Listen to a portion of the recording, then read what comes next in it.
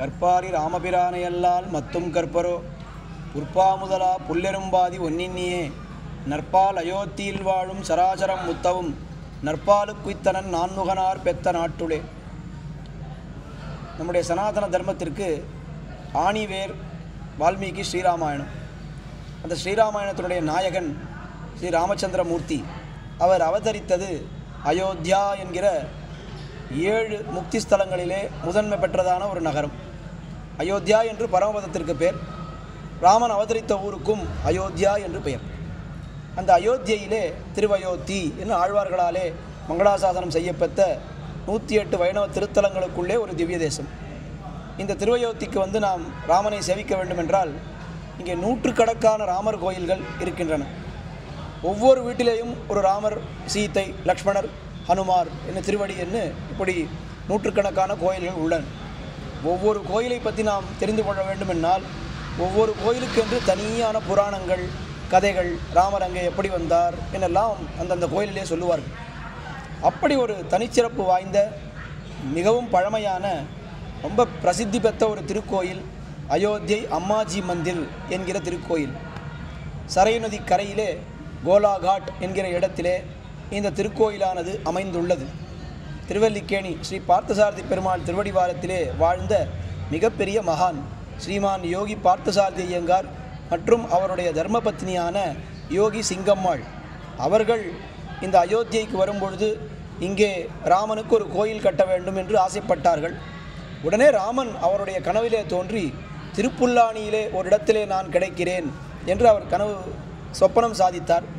உடனே திருப்புல்லானிக்கு சென்று பார்த்தால் அங்கே ஒரு ராமர் விக்கிரகம் கிடைத்தது. அந்த ராமர் விக்கிரகத்தை அங்கிருந்து எழுந்தருள பண்ணிக்கொண்டு இங்கே இந்த திருவயோத்தியிலே தட்சிண பாணியிலே, அதாவது தென்னிந்தியாவிலே கோயில்கள் எப்படி இருக்குமோ ராஜகோபுரம், துவஜஸ்தம்பம், பலிபீடம், திருவடி சந்நிதி, மூலவர், உற்சவர் என்று இப்படி ஒரு பிரக்கிரியையிலே சரையு நதியை பார்த்தார் போலே ஒரு திருக்கோயிலை நிர்மாணித்தார். அந்த திருக்கோயிலை நிர்மாணித்து ஒரு 5-6 வருடங்களுக்கெல்லாம் அவர் பரமதித்து விட்டார். தென்னிந்தியாவிலிருந்து, அதாவது திவ்ய தேசமான திருப்புல்லானியிலிருந்து இந்த ராமர் இங்கே எழுந்தருளினதாலே இந்த கோயிலுக்கு திவ்ய தேஷ் மந்திர், சேத்துராம் மந்திர் என்று திருநாமம் சூட்டப்பட்டது. 5-6 வருடங்களுக்கு உள்ளேயே அவர் ஆச்சாரியன் திருவடி அடைந்து விடுகிறார். அதற்கு பிற்பாடு சுமார் 40 ஆண்டு காலம் இந்த திருக்கோயிலை பராமரித்தவர் அவருடைய தர்மபத்னியான யோகி சிங்கம்மாள். அந்த யோகி சிங்கம்மாள் மிகப்பெரிய ஒரு பகவத் விஷய அதிகாரி, காலக்ஷேப அதிகாரி. நீங்கள் அயோத்தியில் எந்த மகந்த் இருக்கக்கூடிய மடத்திற்கு சென்றாலும் எங்களுடைய முன்னோர்கள் அந்த அம்மாஜியினிடத்தில் காலக்ஷேபம் பண்ணார்கள், அம்மாஜியினிடத்திலே முமுட்சுப்படி காலக்ஷேபம் பண்ணார்கள், அம்மாஜியினிடத்திலே ஸ்ரீவச்சன பூஷணம் காலக்ஷேபம் பண்ணார்கள் என்று இன்றைக்கும் நாம் எந்த மகந்தினுடைய மடத்திற்கு போனாலும் அவர்கள் அப்படி சொல்கிறார்கள். அப்படிப்பட்ட பெருமை வாய்ந்த அந்த அம்மாஜி, சிங்கம்மாள் என்று அழைக்கப்பட்ட அம்மாஜி அவர்கள் 40 ஆண்டு காலம் இந்த திருக்கோயிலை பராமரித்ததாலே இந்த திருக்கோயிலுக்கு இந்த சேத்துராம் மந்திர் என்கிற பழைய பெயர் நீங்கி அம்மாஜி மந்திர் என்ன ஒரு அழகான பெயர் ஏற்பட்டது. அயோத்தியிலே எத்தனையோ ராமர் திருக்கோயில்கள் உள்ளன. ஆனால் அம்மாஜி மந்திர் என்று அழைக்கப்படக்கூடிய ஒரே திருக்கோயில் இந்த திருக்கோயில். இந்த திருக்கோயிலை பராமரிப்பதற்காக திருவல்லிக்கேணியிலே சரஸ்வதி பண்டாரம் என்கிற ஒரு அமைப்பை உருவாக்கி, அது சரஸ்வதி பண்டாரம் என்கிற அமைப்பு முன்னமே இருந்தது. அந்த அமைப்பின் மூலம் இந்த திருக்கோயில் இந்த இடத்தையெல்லாம் வாங்கி இங்கே ராமரை எல்லாம் பிரதிஷ்டை செய்து எல்லாவற்றையும் செய்தார் யோகி பார்த்தசாரதி ஐயங்கார் சுவாமி. அங்கே அது எப்படி நடக்க வேண்டும் என்று ஒரு ட்ரஸ்ட் அமைத்து இதற்கு யார் யார் ட்ரஸ்டீஸாக வர வேண்டும், எப்படி இந்த உற்சவங்கள்லாம் நடத்த வேண்டும் என்று இந்த வில் மாதிரி எழுதி வைத்து போயிருக்கிறார். அப்படிப்பட்ட இந்த அயோத்தி அம்மாஜி மந்திர் என்கிற இந்த ஒரு அழகான ஒரு திருத்தலத்திலே இப்பொழுது இந்த விஸ்வாவசு வருடத்திற்கான திருப்பவித்ரோத்சவம் மிகச் சிறப்பாக நடைபெற இருக்கின்றது. திருப்பவித்ரோத்சவம் என்பது மிக முக்கியமான ஒரு உற்சவம். எத்தனையோ உற்சவங்கள் நடைபெறுகின்றன ஒவ்வொரு திருக்கோயிலேயும். ஆனால் எது ரொம்ப முக்கியமான உற்சவம் என்னால் இந்த பவித்ரோத்சவம் என்பது முக்கியமான உற்சவம். என்ன காரணம் என்னால் நாள்தோறும் நாம் பெருமாளுக்கு திருவாராதனம் பண்ணுகிறோம்.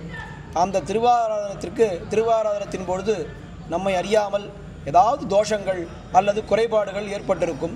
அந்த குறைபாடுகளுக்கெல்லாம் ஒரு பிராயச்சித்தமாக இந்த பவித்ரோத்சவம் என்பது நடைபெறுகிறது. எல்லா கோயில்களிலேயும் எந்த உற்சவம் நடக்கிறதோ இல்லையோ பவித்ரோத்சவம் நடந்தால்தான் அது திருக்கோயில் என்று சொல்லுவார்கள்.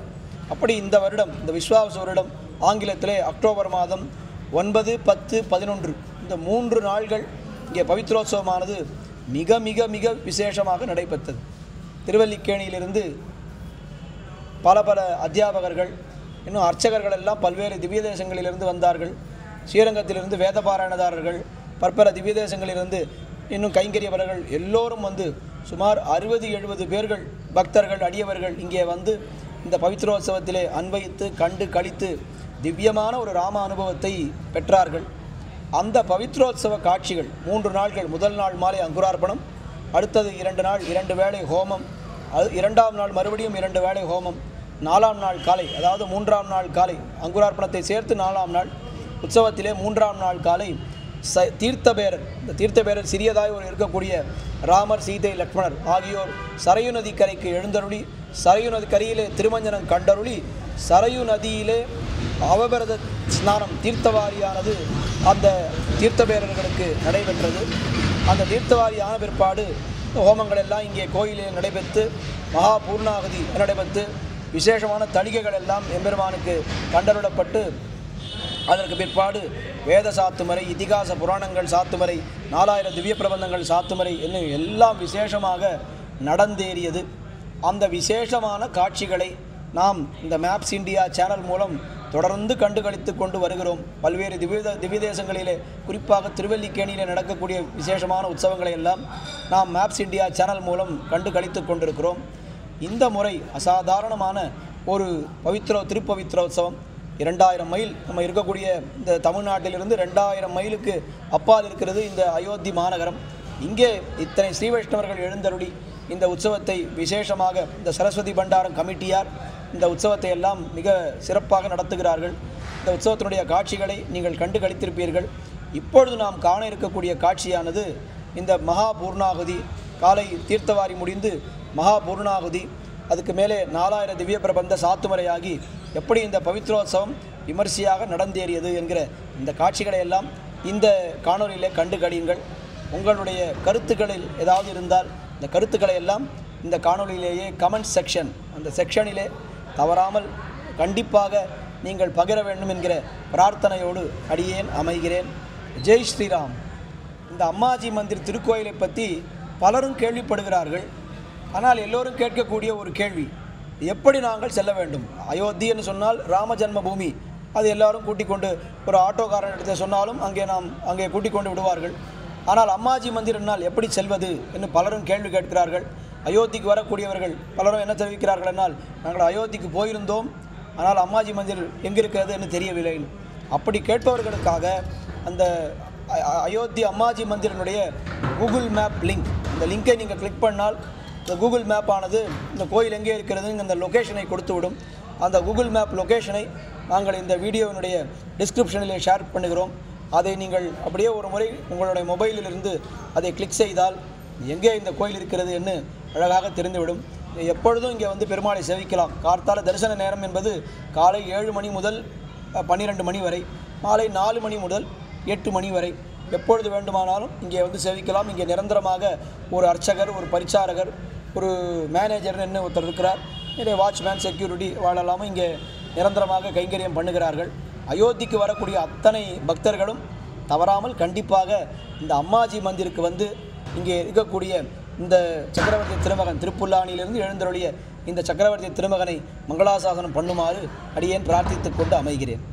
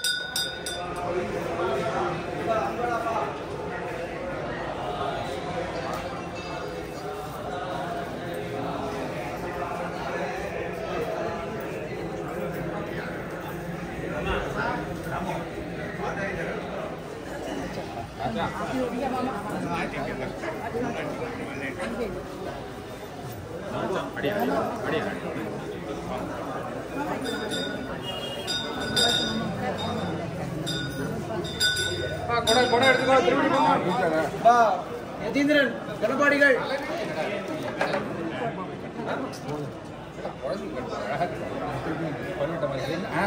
கட்டினா ஒன்று எங்களை மாதிரி குப்புற கவிடு இல்லை உங்களை மாதிரி மல்லா கவிடு ரெண்டும் இல்லாமல் இது என்னடா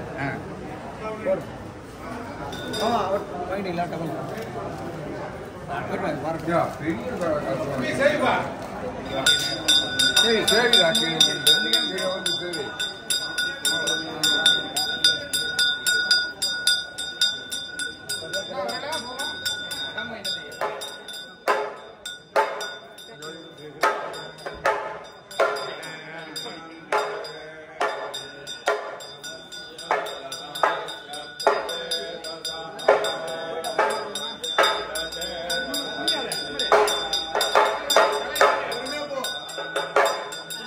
பெரிய காலத்தை வச்சுக்கலாம்.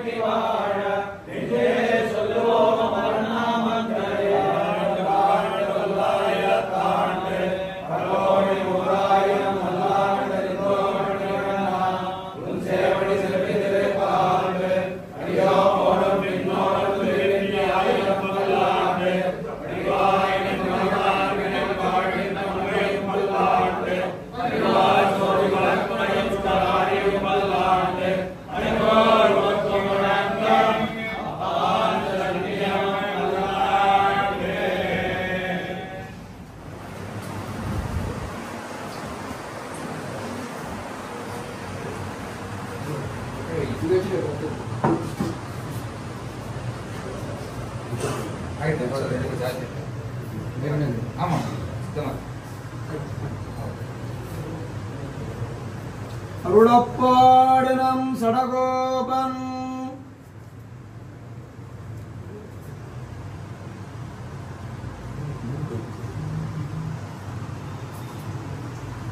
அருளப்பாடனம் கலியன்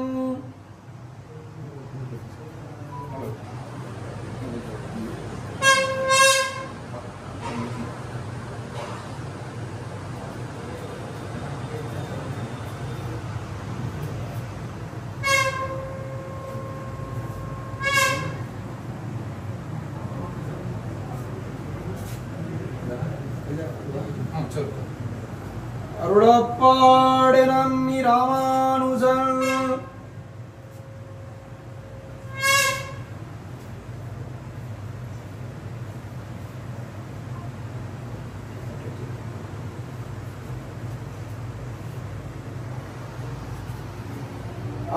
அருளப்பாடனம் மணவாள மாமுனிகள்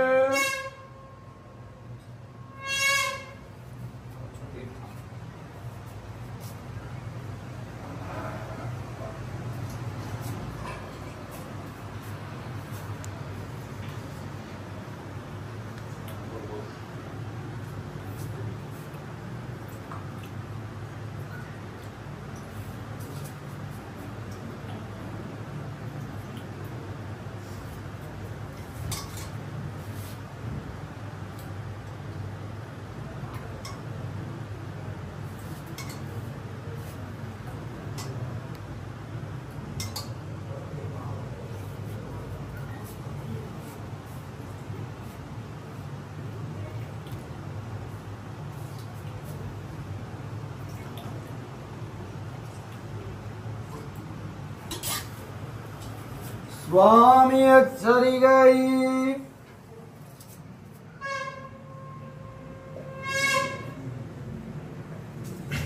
அருளப்பாடு ஸ்ரீகாரிய துரந்தரரான சேன முதலியார்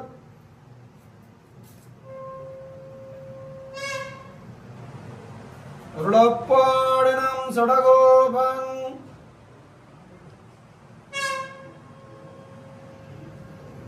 அருளப்பாடு நம் கலியன்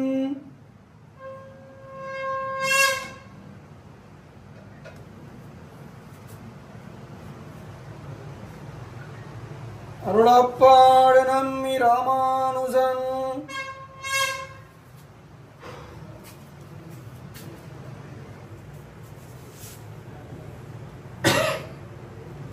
அருளப்பாடு நம் மணவாள மாமுனிகள்